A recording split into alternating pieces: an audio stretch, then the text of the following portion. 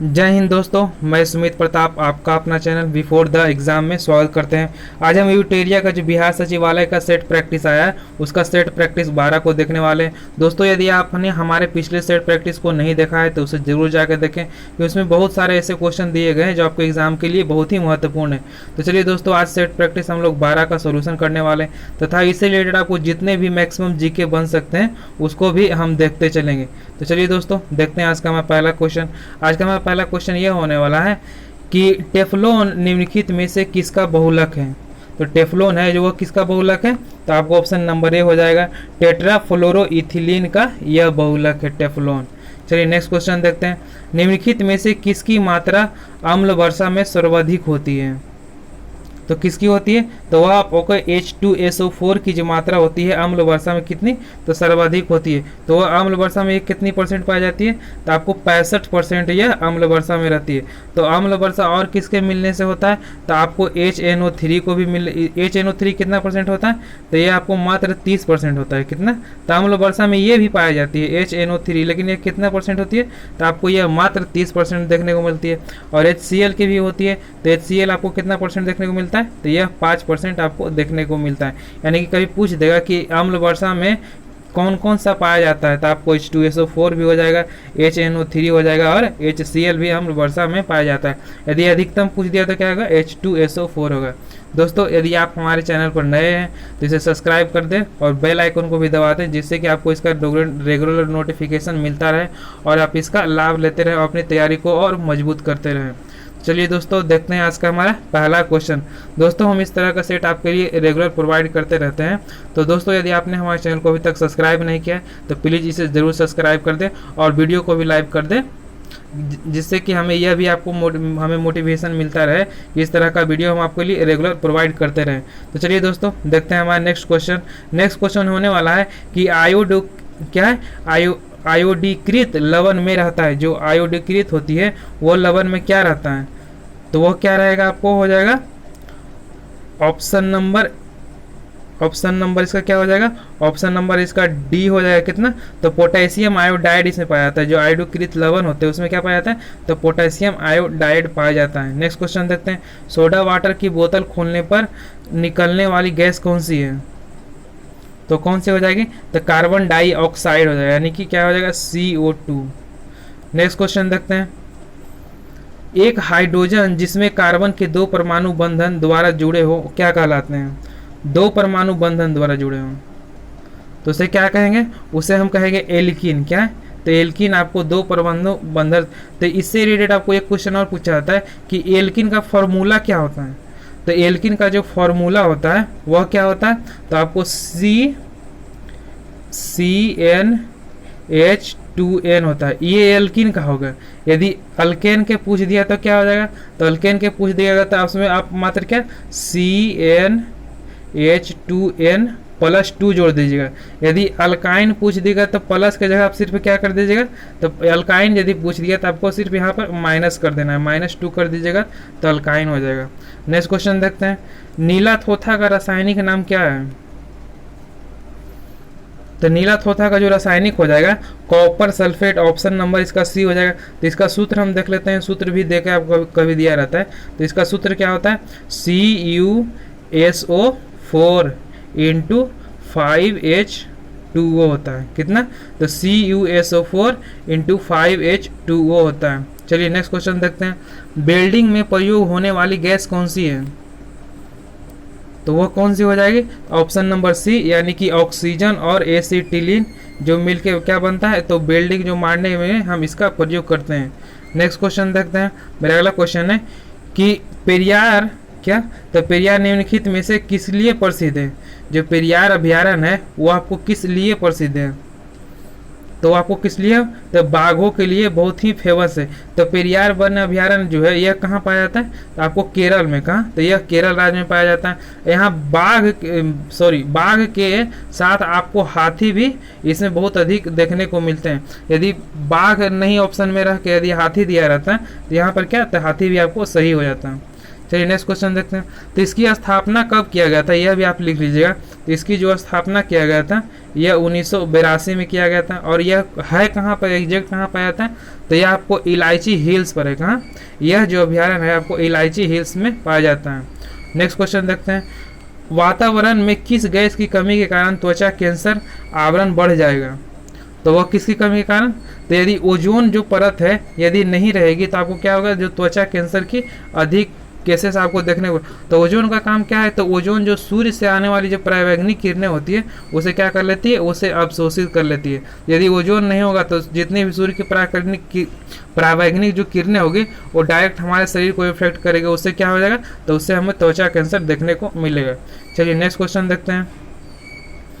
भारत में निम्नलिखित क्या है, भारत में निम्न में से कौन नवीकरणीय ऊर्जा स्रोत सर्वाधिक संभवता वाली है, तो कौन सी हो जाएगा, तो आपको सौर शक्ति। कौन सा, तो जो सौर शक्ति है जो आपको भारत में बहुत ही अधिक संभावना वाली ऊर्जा है। चलिए नेक्स्ट क्वेश्चन देखते हैं। और इसी से रिलेटेड आपको एक पूछा जाता है कि जो सौर शक्ति है यानी कि ISA यानी कि आपको इंटरनेशनल सोलर अलायंस हो गया, तो इसका मुख्यालय कहाँ है, तो इसका मुख्यालय आपको गुरुग्राम हरियाणा में हो जाएगा। और इसकी स्थापना कब किया गया था, तो इसकी स्थापना आपको 2015 में किया गया था। नेक्स्ट क्वेश्चन देखते हैं। ऊर्जा संकट से क्या तात्पर्य है, तो ऊर्जा संकट से आपको क्या तात्पर्य हो जाएगा, तो इसका ऑप्शन नंबर डी हो जाएगा, यानी कि कोयला और पेट्रोल जैसी जीवाश्म ईंधन को समाप्त होने का जो खतरा है उसी को हम क्या कहते हैं, ऊर्जा संकट के रूप में इसे देखते हैं। नेक्स्ट क्वेश्चन देखते हैं। निम्नलिखित युग्मों में से कौन सुमिलित नहीं है, तो वो कौन जो है जो सुमिलित नहीं हो जाएगा, आपको ऑप्शन नंबर डी हो जाएगा, यानी कि सिमलीपाल राष्ट्रीय उद्यान यह सुमिलित नहीं है। क्या आपको गलत दिया गया, तो सही कौन सा यह देख लेते हैं। तो बांदीपुर राष्ट्रीय उद्यान कहाँ है, तो यह कर्नाटक में हो जाएगा।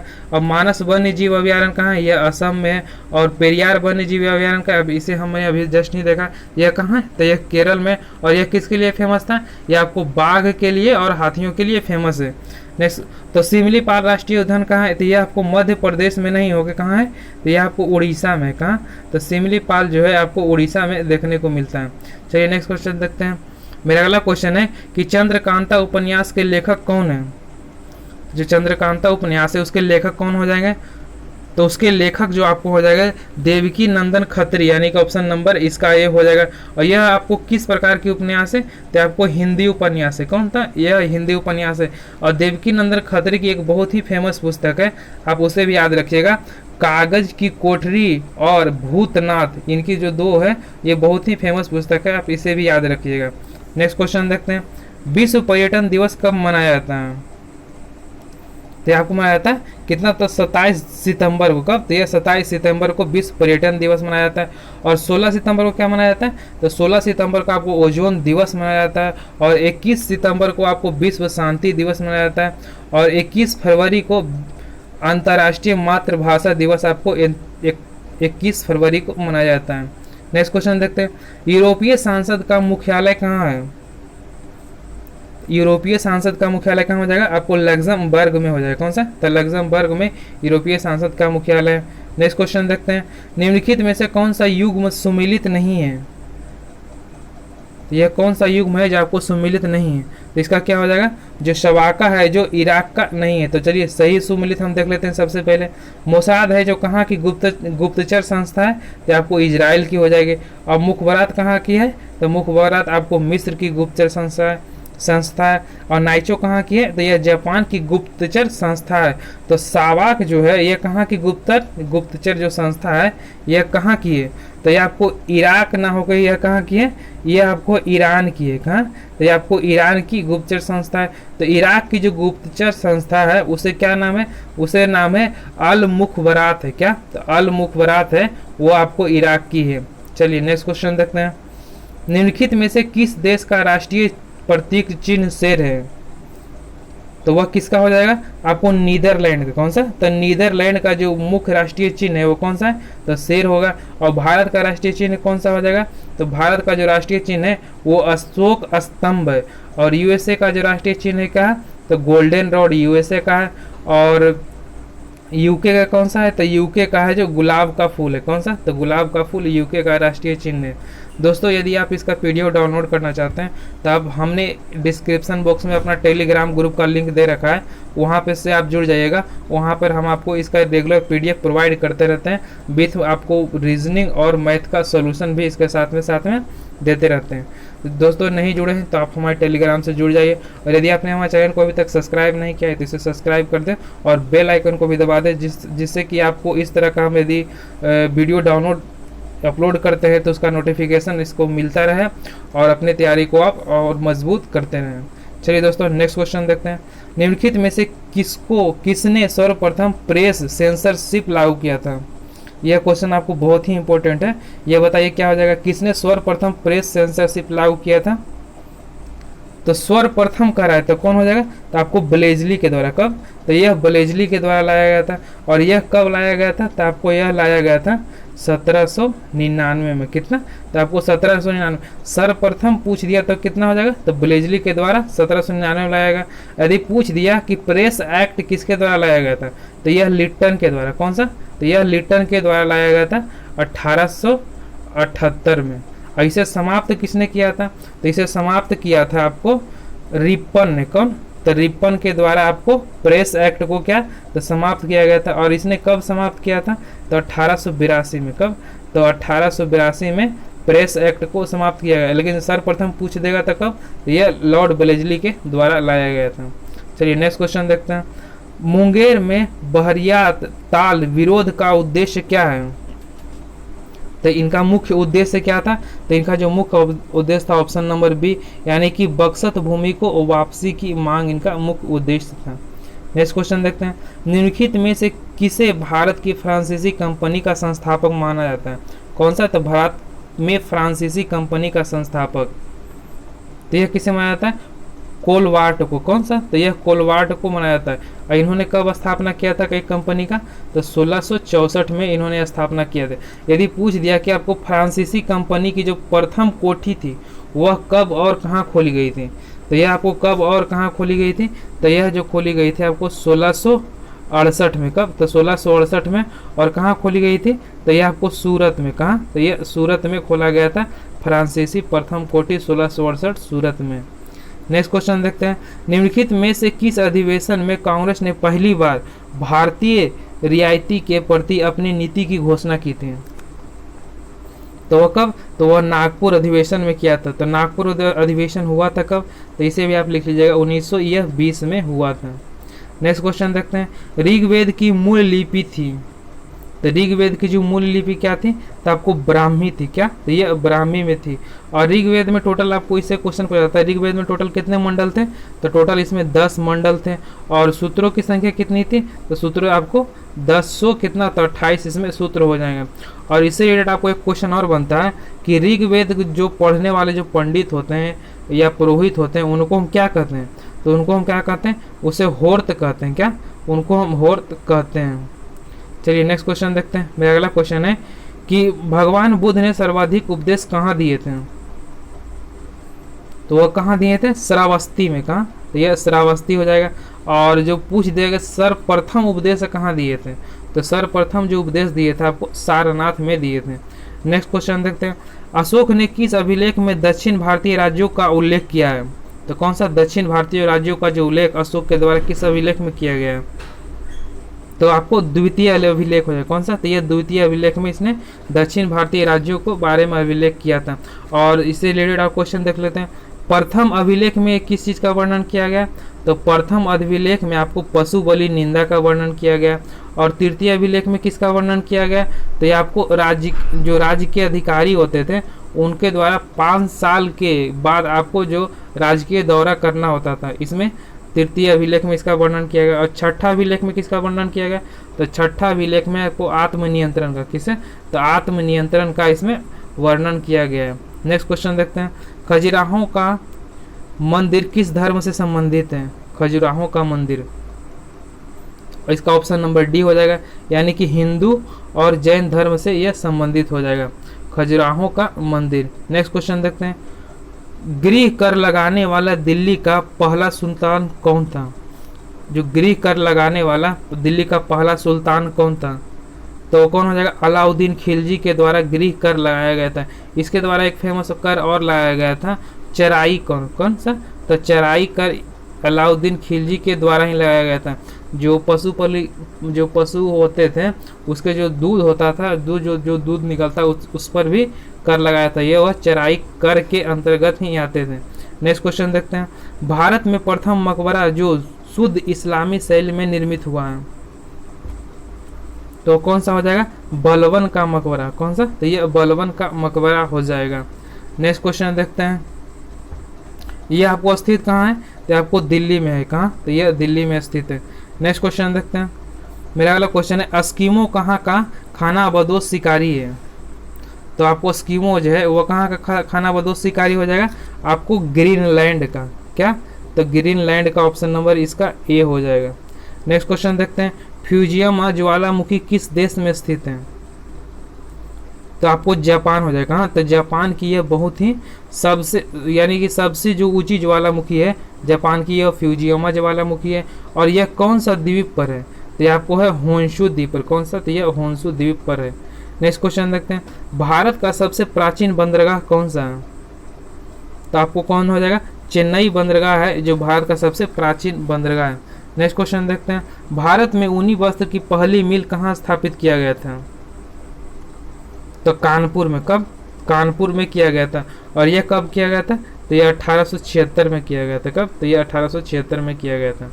नेक्स्ट क्वेश्चन देखते हैं, बोकारो स्टील प्लांट की स्थापना कब की गई थी, तो इसकी स्थापना आपको 1968 में किया गया था। और किसके द्वारा किया गया था, तो यह आपको किया गया था तो यूएसएसआर के द्वारा, यानी कि सोवियत संघ रूस के द्वारा इसकी स्थापना किया गया था। और यह कौन सी पंचवर्षीय योजना हो जाएगा, तो आपको तीसरी पंचवर्षीय योजना के तहत एकमात्र किया जाने वाला जो बोकारो प्लांट स्टील था। यह कहाँ है, तो यह आपको उस समय, तो जिस समय इसकी स्थापना हुई थी उस समय यह बिहार में पड़ता था, लेकिन वर्तमान समय में यह झारखंड में। नेक्स्ट क्वेश्चन देखते हैं, जलोढ़ मिट्टी में किसकी बहुलता होती है, तो पोटास की होती है। किसे, तो यह पोटास की बहुलता होती है। यदि इसमें कमी पूछ देगा, यानी कि जो जलोढ़ मिट्टी होती है उसमें कौन कौन सी कमी होती है, यानी कि कौन कौन सी तत्वों की कमी होती है, तो उसमें नाइट्रोजन, फास्फोरस और ह्यूमरस की कमी देखी जाती है। नेक्स्ट क्वेश्चन देखते हैं, निम्नलिखित में से कौन सी सहायक नदी कृष्णा की नहीं है, तो कौन सी नहीं हो जाएगी, तो वर्धा। जो वर्धा है इसकी सहायक नदी नहीं है। तो सहायक नदी कौन हो जाएगा, तो घाट प्रभा हो जाएगा। कोयना नदी इसकी सहायक नदी है और पंचगंगा इसकी सहायक नदी है। तो वर्धा किसकी सहायक नदी है, तो वर्धा जो आपको सहायक नदी हो जाएगा यह आपको तुंगभद्रा और गोदावरी नदी की सहायक नदी है। नेक्स्ट क्वेश्चन देखते हैं, क्यूरोशियो की जलधारा के संबंध में कौन सा सही है, तो यह कौन सा सही हो जाएगा, यह ऑप्शन नंबर ए, यानी कि प्रशांत महासागर की यह क्यूरोशियो है जो गर्म जलधारा है। तो प्रशांत महासागर की जो ठंडी जलधारा कौन सा है, तो आपको क्यूराइल है। क्यूरोशियो दोनों और क्यूराइल है, दोनों सेम सेम लगता है, लेकिन आप इसे जरूर याद रखिएगा। क्यूराइल कैसी है, तो क्यूराइल है जो आपको ठंडी जलधारा है। कौन सा, तो ये आपको ठंडी जलधारा है। लेकिन क्यूरोशियो कैसा है, तो ये आपको गर्म जलधारा है प्रशांत महासागर का। नेक्स्ट क्वेश्चन देखते हैं, किस राज्य में विधान परिषद की संरचना अथवा विघटन किया जा सकता है, तो किसी राज्य में जो विधान परिषद की संरचना तथा विघटन किया जाता है वह किसके द्वारा किया जाता है, तो वह किसके द्वारा किया जाता है, तो यह सांसद के द्वारा किया जाता है। दोस्तों हम हर एक क्वेश्चन को दो बार इसलिए पढ़ते चलते हैं कि यहीं पे आपको क्वेश्चन आंसर दोनों याद होता चलेगा। कि आप वहाँ पर जब एग्ज़ाम में जाइएगा तो आपको कन्फ्यूज़न बहुत कम देखने को मिलेगा, इसलिए हम क्वेश्चन को हर एक क्वेश्चन और आंसर को दो बार पढ़ते चलते हैं। नेक्स्ट क्वेश्चन देखते हैं, भारत में राष्ट्रपति को निम्नलिखित में से कौन सा अधिकार प्राप्त नहीं है, तो वह कौन सा अधिकार जो राष्ट्रपति को प्राप्त नहीं है, वो आपको ऑप्शन नंबर बी हो जाएगा। यानी कि जो न्यायालय के न्यायाधीशों की हटाने की जो है यह आपको राष्ट्रपति को प्रदान नहीं है। तो राष्ट्रपति को प्रदान कौन कौन सी यह देख लेते हैं, तो क्षमा आपको राष्ट्रपति कर सकते हैं, आपातकाल की घोषणा राष्ट्रपति के द्वारा किया जाता है, अध्यादेश जो लागू किया जाता है यह राष्ट्रपति के द्वारा किया जाता है, और जो न्यायालय के जो न्यायाधीश होता है वह किसके द्वारा हटाया जाता है, तो आपको संसद के द्वारा। किसे, तो ये आपको यह संसद के द्वारा हटाया जा सकता है। और घटाया बढ़ाया भी किसके द्वारा जा सकता है, तो यह संसद के द्वारा जा सकता है। और हटाया कौन सा विधि द्वारा जाता है, तो आपको महाभियोग की विधि द्वारा हटाया जाता है। नेक्स्ट क्वेश्चन देखते हैं, भारत के संदर्भ में कौन सा धर्मनिरपेक्ष शब्द का सही भाव व्यक्त करता है। यानी आपको यह पूछ रहा है कि धर्मनिरपेक्ष शब्द का जो भाव वक्तव्य है वह क्या है। तो क्या हो जाएगा, आपको किसी भी राज्य का कोई धर्म नहीं होना, यही क्या कहलाता है, यानी कि धर्मनिरपेक्ष का शाब्दिक अर्थ होता है। नेक्स्ट क्वेश्चन देखते हैं, यदि भारतीय संघ में एक नए राज्य की सृजन किया जाए तो संविधान के कौन सा अनुसूची का संशोधन करना होगा। तो कौन सा अनुसूची का संशोधन करना होगा, प्रथम अनुसूची को हम संशोधन करके आपको नए राज्यों का सृजन कर सकते हैं। नेक्स्ट क्वेश्चन देखते हैं, भारतीय संविधान में निम्नलिखित में से कौन सा समानता के मौलिक अधिकार में सम्मिलित नहीं है। तो कौन सी समानता आपको सम्मिलित नहीं है, तो आपको ऑप्शन नंबर डी हो जाएगा जो सम्मिलित नहीं है। तो चलिए देख लेते हैं सम्मिलित कौन कौन है, यह देख लेते हैं। कानून का जो समक्ष समानता है आपको कौन सा अनुच्छेद में वर्णन किया गया, तो आपको अनुच्छेद नंबर ये 14 में वर्णन किया गया। और सामाजिक समानता आपको कितना अनुच्छेद में वर्णन किया गया, तो आपको अनुच्छेद 15 में वर्णन किया गया। और अवसर की जो समान समानता आपको कौन सा अनुच्छेद में वर्णन किया गया, तो आपको 16 नंबर अनुच्छेद में। लेकिन आर्थिक समानता आपको वर्णन नहीं किया गया। नेक्स्ट क्वेश्चन देखते हैं, निम्नलिखित में से कौन सा अनुच्छेद अंतर्राष्ट्रीय शांति और सुरक्षा के संदर्भ से संबंधित है। तो यह कौन हो जाएगा, तो अनुच्छेद नंबर 51 है जो आपको अंतर्राष्ट्रीय शांति और सुरक्षा के संबंध से संबंधित है। और यह कौन सा भाग में होता है, तो यह आपको राज्य के नीति निर्देशक तत्व के अंतर्गत आता है। चलिए देख लेते हैं, अनुच्छेद 43 में किस चीज़ का वर्णन किया गया, तो अनुच्छेद 43 में आपको किया गया है कर्मचारियों के लिए निर्वाह मजदूरी एवं कुटीर उद्योग को प्रोत्साहन करना, 43 में इसका वर्णन है। 48 में किस चीज़ का वर्णन है, तो आपको कृषि एवं पशुपालन संगठन बनाना, यह आपको 48 में इसका वर्णन किया गया। और अनुच्छेद 60 में किस चीज़ का वर्णन किया, राष्ट्रपति का जो शपथ की जो चर्चा किया गया आपको अनुच्छेद 60 में देखने को मिलता है। नेक्स्ट क्वेश्चन देखते हैं, संसदीय शासन व्यवस्था में वास्तविक कार्यपालिका शक्ति किसके पास होती है। जो वास्तविक शक्ति कार्यपालिका किसके पास होती है, तो वह किसके पास होती है, तो आपको प्रधानमंत्री के पास वास्तविक होती है। यदि आपको वास्तविक ना होकर औपचारिक पूछ दिया जाए तो वह कौन सा हो जाएगा, तो औपचारिक में आपको राष्ट्रपति हो जाएंगे। दोस्तों यदि आपने हमारे चैनल को अभी तक सब्सक्राइब नहीं किया है तो प्लीज़ इसे ज़रूर सब्सक्राइब कर दें, क्योंकि इस तरह का सेट सॉल्यूशन आपको कहीं और देखने को मिलेगा नहीं। इस तरह का सेट सॉल्यूशन जिससे आपको क्वेश्चन के साथ आपको 3 से 4 क्वेश्चन हर एक से क्वेश्चन के साथ आपको डिस्कशन में भी हम देते जा रहे हैं, तो आपको बहुत ही इस सेट से बेनिफिट मिलने वाला है। तो दोस्तों यदि आपने हमारे चैनल को अभी तक सब्सक्राइब नहीं किया है तो प्लीज़ इसे ज़रूर सब्सक्राइब कर दें और बेल आइकन को भी दबा दें, जिससे कि हम इस तरह का वीडियो यदि अपलोड करते हैं तो इसका लाभ लेते रहें और अपनी तैयारी को और मजबूत करते रहें। नेक्स्ट क्वेश्चन देखते हैं, क्षेत्रीय परिषद का सृजन हुआ है। तो जो क्षेत्रीय परिषद का जो सृजन हुआ है वह कौन सा किसके द्वारा हुआ है, तो आपको हो जाएगा कौन सा, तो संसदीय कानून के द्वारा आपको इसका सृजन किया गया है। चलिए नेक्स्ट क्वेश्चन देखते हैं। दोस्तों यहाँ से मेरा रीजनिंग और मैथ का जो क्वेश्चन है यह स्टार्ट हो गया। तो दोस्तों आप हमारे टेलीग्राम लिंक ग्रुप में नहीं जुड़े हैं तो वहाँ ज़रूर जाकर जुड़ जाइए, जिससे कि आपको इसका सॉल्यूशन और क्वेश्चन दोनों मिलता रहेगा। चलिए नेक्स्ट क्वेश्चन देखते हैं, प्रकाश संश्लेषण वनस्पति कोशिका में स्थित होता है, तो वो क्या चीज़ स्थित होता है उसमें, तो वह जो हो जाएगा आपको कौन सा, तो आपको जो होने वाला है क्लोरोप्लास्ट। कौन सा, तो ऑप्शन नंबर बी इसका हो जाएगा।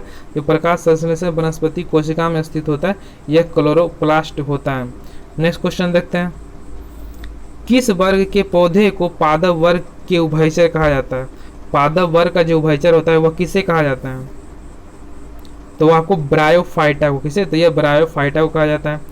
नेक्स्ट क्वेश्चन देखते हैं, अब ब्रायोफाइटो को क्यों कहा जाता है, तो इसके बारे में भी आप जान लीजिए।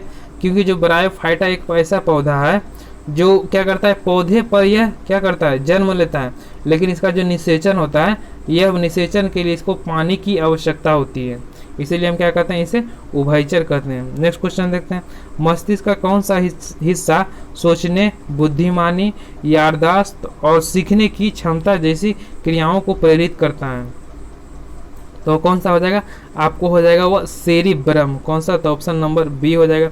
और सेरिब्रम के बारे में आप जान लीजिए, सेरिब्रम ही है जो आपको प्रमस्तिष्क या मस्तिष्क का विकसित भाग होता है, इसे ही कहा जाता है। और यह मस्तिष्क का जो क्या होता है, यह आपको मस्तिष्क का सबसे बड़ा भाग होता है, यानी कि यह 2/3 आपको कवर करता है मस्तिष्क का। नेक्स्ट क्वेश्चन देखते हैं।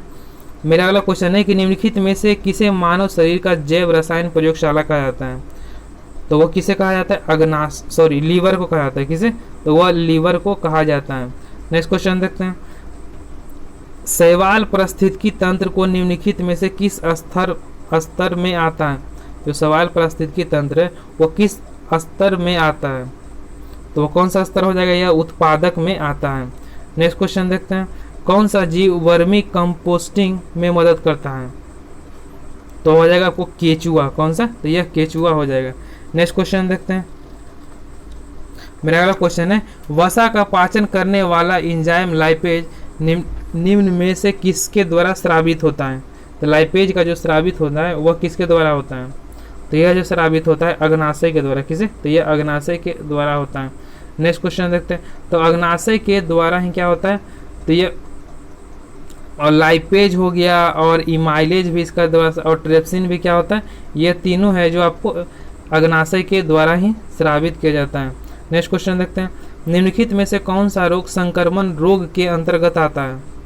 तो कौन सा हो जाएगा? यह क्षय रोग हो जाएगा। कौन सा? तो क्षय रोग आपको संक्रमण रोग के अंतर्गत आता है। नेक्स्ट क्वेश्चन देखते हैं। मेरा अगला क्वेश्चन है कि टर्नर सिंड्रोम में गुणसूत्रों की संख्या कितनी होती है? तो इसमें आपको टर्नर सिंड्रोम में कितने गुणसूत्र होते हैं? तो आपको टोटल 45 गुणसूत्र देखने को मिलते हैं। इसी के कारण टर्नर सिंड्रोम के ही कारण उसमें क्या होती है? उसमें आपको लैंगिक अंग एवं स्तन ग्रंथियां अल्प विकसित होती है। वह टर्नर सिंड्रोम के कारण ही होती है। नेक्स्ट क्वेश्चन देखते हैं। पीयूष ग्रंथि से स्रावित होने वाला हार्मोन कौन सा है? तो यह कौन सा हो जाएगा? यह आपको सभी हो जाएंगे, यानी कि पीयूष ग्रंथि के द्वारा STH हार्मोन भी स्रावित होता है और ACTH हार्मोन भी और ADH हार्मोन भी स्रावित होता है। चलिए दोस्तों नेक्स्ट क्वेश्चन देखते हैं। निम्नलिखित में से कौन सा सुमेलित है? इसका सुमेलन करना है और बताना इसका आंसर क्या हो जाएगा। तो गुटेनबर्ग के द्वारा किसकी जो आविष्कार किया गया था? आपको प्रिंटिंग प्रेस के गुटेनबर्ग के द्वारा आविष्कार किया गया था। और थियोडोर मैनन के द्वारा क्या आविष्कार किया गया था? तो लेजर आविष्कार किया गया था। और सोल्स के द्वारा किसका आविष्कार किया गया था?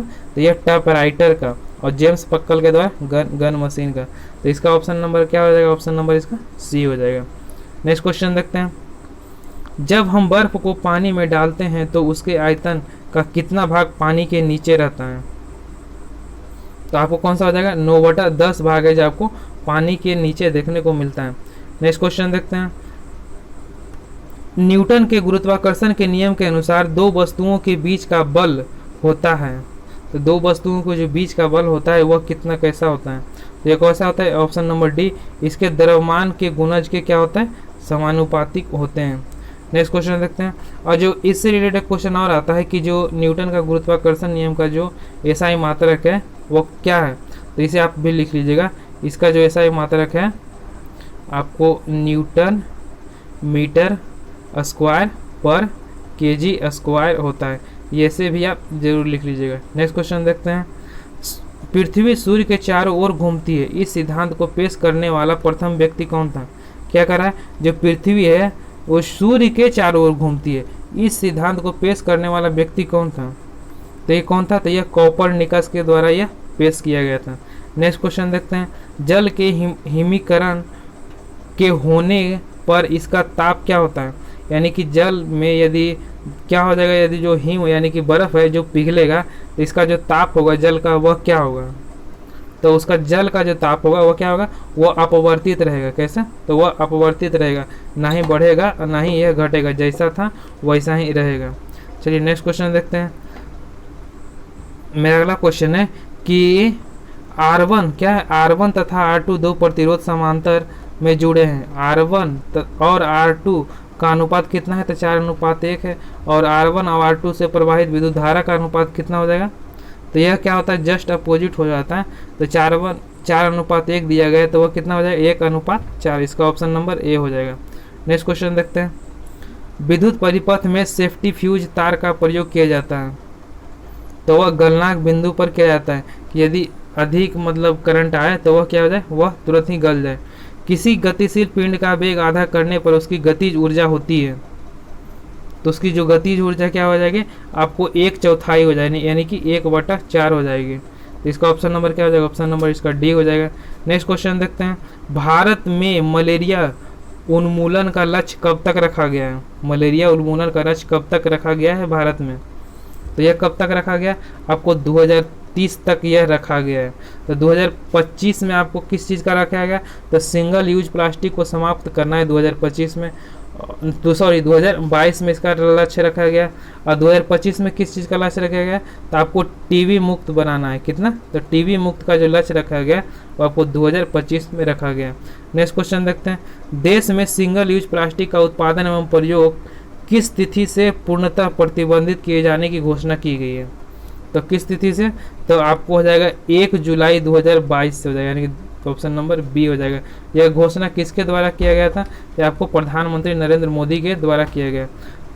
किस फॉर्मूला 1 खिलाड़ी को नाइटहुड की उपाधि से सम्मानित किया गया है? तो लुइस हैमिल्टन को यह उपाधि दिया गया है। नेक्स्ट क्वेश्चन देखते हैं, Steel Authority of India SAIL की पहली महिला अध्यक्ष कौन बनी है? तो यह कौन हो जाएगी? सोमा मंडल है। यह आपको करंट अफेयर्स है, इसे भी आप जरूर याद रखिएगा। नेक्स्ट क्वेश्चन देखते हैं, आरबीआई ने आरटीजीएस सुविधा को 24x7 चालू करने की बात कही है। तो आरटीजीएस का जो फुल फॉर्म होता है वह क्या होता है? तो आरटीजीएस का आपको फुल फॉर्म क्या होता है? ऑप्शन नंबर सी, यानी real time gross settlement system होता है आरटीजीएस का फुल फॉर्म। नेक्स्ट क्वेश्चन देखते हैं, भारतीय नौसेना ने किस देश की नौसेना के साथ बोगो सागर, कौन सा? तो जो बोगो सागर युद्धाभ्यास कौन सी देश के नौसेना के द्वारा साथ में यह किया गया? तो कौन से नौसेना के साथ किया गया? तो आपको बांग्लादेश हो जाएगा। नेक्स्ट क्वेश्चन देखते हैं, मेरा अगला क्वेश्चन है, वर्ष 2021 का शांति का नोबेल पुरस्कार किसे दिया गया है? तो ये ऑप्शन नंबर बी हो जाएगा, यानी कि देमेत्री मुराटोव को। और किसे? तो मारिया रेसा को यह दिया गया। देमेत्री जो मुराटोव है यह किस देश के हैं? तो यह आपको रूस के हो जाएंगे। कौन सा? तो यह आपको रूस के हो जाएंगे। और मारिया रेसा कौन सी देश की है? तो यह फिलीपींस की हो जाएगी। नेक्स्ट क्वेश्चन देखते हैं, टोक्यो पैरा ओलंपिक 2020 में भारत ने कुल कितने स्वर्ण पदक जीते? किसमें? तो टोक्यो पैरा ओलंपिक में पूछ रहा है। तो कितने टोटल स्वर्ण जीते? तो आपको टोटल स्वर्ण इन्होंने 5 जीते। और यदि टोटल पदक पूछ देगा तो कितना? तो टोटल पदक इन्होंने 19 जीते थे। और कौन से स्थान पर रहे थे? तो आपको ऑप्शन सॉरी कितने स्थान पर रहे थे? तो इनका 24 रैंक रहा था। और फर्स्ट रैंक किसका रहा था? तो फर्स्ट पर आपको चाइना रहा था। नेक्स्ट क्वेश्चन देखते हैं कि फुमियो किशिदा ने किस देश के प्रधानमंत्री के रूप में शपथ लिया है? तो यह जापान के नए प्रधानमंत्री हो गए फुमियो किशिदा। नेक्स्ट क्वेश्चन देखते हैं, निम्नलिखित में से किस देश की प्रथम मुस्लिम महिला कुश्ती कोच बनाई गई है? जो किसे देश की प्रथम मुस्लिम महिला कुश्ती कोच बनाई गई है? तो वो किसे बनाई गई देश की प्रथम महिला? तो वो हो जाएगी कौन सा? तो ऑप्शन नंबर इसका हो जाएगा क्या? तो Fatima Bano, option number B इसका हो जाएगा। नेक्स्ट क्वेश्चन देखते हैं, यह कौन सी राज्य से बिलोंग करती है? तो ये आपको एमपी की है। कौन सा? तो यह एमपी की हो जाएगी। नेक्स्ट क्वेश्चन देखते हैं, मिस यूनिवर्स का खिताब किसने जीता है? तो मिस यूनिवर्स का खिताब किसने जीता है 2021 में? तो आपको कौन हो जाएगी? तो हरनाज कौर सिंधु हो जाएगी। यह कौन से राज्य की है? तो यह चंडीगढ़ की। कौन सा? तो यह चंडीगढ़ की हो जाएगी। तो इसी रिलेटेड आपको एक क्वेश्चन और बनता है कि जो सर्वप्रथम मिस यूनिवर्स थी वह कौन थी जो भारत की थी? तो वह कौन सी हो जाएगी? तो आपको हो जाएगी आपको कौन सा? तो सुष्मिता सेन हो जाएगी। कौन? तो सुष्मिता सेन। तो वह कितना में बनी थी? तो 1994 में बनी थी। और 2000 में भी एक और बनी थी जिनका नाम क्या था? तो जो इनका नाम था लारा दत्ता। तो यह कब बनी थी? तो यह आपको 2000 में लारा दत्ता देखने को बनी थी। कौन सा? तो मिस यूनिवर्स बनी थी। और 2021 में कौन बनी है? तो आपको हरनाज सिंधु बनी है। यह कौन से नंबर की हो जाएगी? तो आपको तीसरे नंबर की हो जाएगी। नेक्स्ट क्वेश्चन देखते हैं, एफडीआई का पूर्ण रूप क्या है? तो इसका ऑप्शन नंबर डी प्रत्यक्ष विदेशी निवेश हो जाएगा। नेक्स्ट क्वेश्चन देखते हैं, एक वर्ष में किसी देश की घरेलू सीमा के भीतर उत्पादित अंतिम वस्तुओं और सेवाओं को क्या कहते हैं? तो उसे क्या कहते हैं? सकल घरेलू उत्पाद कहते हैं। ऑप्शन नंबर इसका डी हो जाएगा। नेक्स्ट क्वेश्चन देखते हैं, निम्नलिखित में से किस मुद्रा को व्यापक मुद्रा या सुलभ मुद्रा कहा जाता है? तो यह कौन मुद्रा हो जाएगी? तो यह ऑप्शन नंबर यानी कि 3 M3 हो जाएगी। कौन सा? तो M3 आपको व्यापक और सबसे सुलभ मुद्रा है। नेक्स्ट क्वेश्चन देखते हैं, वस्तु का जीएसटी कर वस्तुओं और सेवाओं पर लगाए जाने वाला अप्रत्यक्ष कर का कौन सा स्लैब है जो इसमें नहीं है। तो वह कौन सा स्लैब है जो इसमें नहीं हो जाएगा? तो ये आपको हो जाएगा ऑप्शन नंबर बी है, जो 10% है आपको जो स्लैब में नहीं दिया गया। तो कितना करते हैं परसेंट दिया गया? तो 5% दिया गया है और 12% दिया गया है, आपको 28% दिया गया है, और एक कौन है? तो एक आपको 18% है। कितना? तो कौन कौन हो गया? 5% हो गया, 12% हो गया, 18% और 28% जीएसटी स्लैब बनाया गया है। चलिए दोस्तों, यह सेट आपको कैसा लगा? यदि आपको अच्छा लगा हो तो इसे वीडियो को जरूर लाइक करें और अपने दोस्तों तक भी इसे शेयर करना ना भूलें। यदि दोस्तों आपने हमारे चैनल को तो सब्सक्राइब नहीं किया तो इसे सब्सक्राइब कर दें, क्योंकि इस तरह का सेट हम आपको रेगुलर प्रोवाइड करते रहेंगे जो आपकी तैयारी को और भी मजबूत करेगा। यदि आप इसका PDF डाउनलोड करना चाहते हैं तो हमारे टेलीग्राम ग्रुप से जुड़ जाइए, वहाँ पर आपको रेगुलर इसका PDF प्रोवाइड करते रहते हैं with reasoning and math solution के साथ। तो चलिए दोस्तों, मिलते हैं हम नेक्स्ट वीडियो में, तब तक के लिए जय हिंद।